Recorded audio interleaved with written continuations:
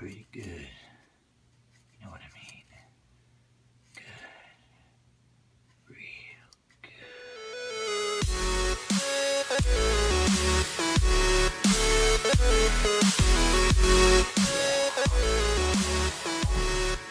Forgot earlier.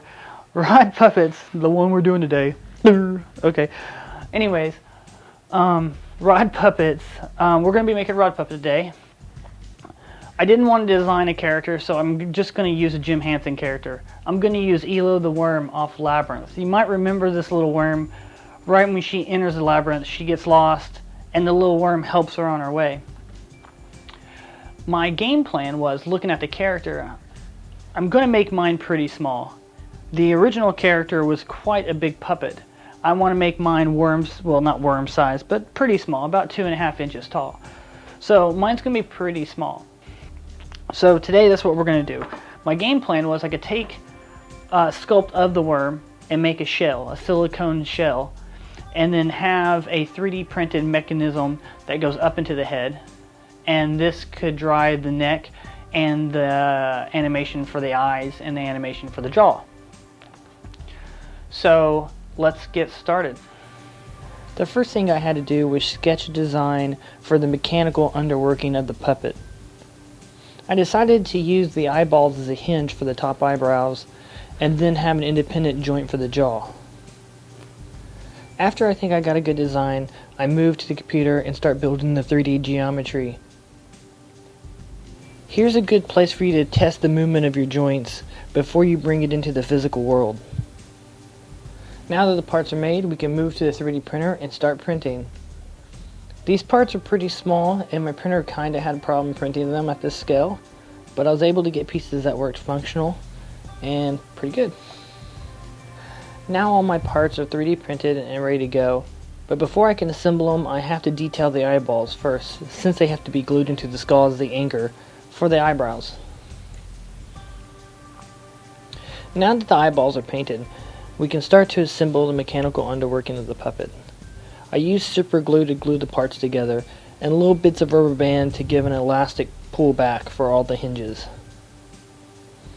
I also 3D printed the handle and the 2 triggers that will control the puppet's movements.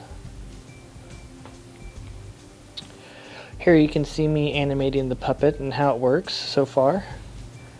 Everything seems to be working just fine. Now that we have the mechanical skull built, we can move on to sculpting. I first started by covering the 3D printed skull with Monster Maker's clay, and then sticking it onto a table with a slot in it, so the rod of the puppet can hang down below the table. After about 1.5 hours of sculpting, we have our final sculpt. It came out pretty nice looking, and now we can start thinking about molding. I didn't show the molding process, but here you can see the result. After I've poured silicone in the mold and got a skin for the worm, it is now time to connect the skull into the silicone body. I used some foam to fill in the hollow areas of the worm's body. Now that I have the skull inside of the silicone body and everything in place and tested, I can start painting. I kind of did my own paint scheme here instead of following the movie 100%. I didn't have much reference. Now that the puppet is painted, the last step is to add hair, and we're done. Alright, here's where we have left off. At this phase of the project, we would add hair to it. Unfortunately, the hair order did not come, and I've been in a 2-week battle with the seller trying to get it shipped here. So we're going to have to finish this video without the hair, and I'll have to come back and revisit this on a later video. So let's see where we ended up though. We have head movement. The body's squishy, so we could add a second rod and have tail movement. You can control the mouth. Hey guys! And the eyes. So you could do that stuff together. Alright, well that's it for this episode, unfortunately. But make sure that you hit subscribe below And stay tuned for next week, where we're going to build something really cool.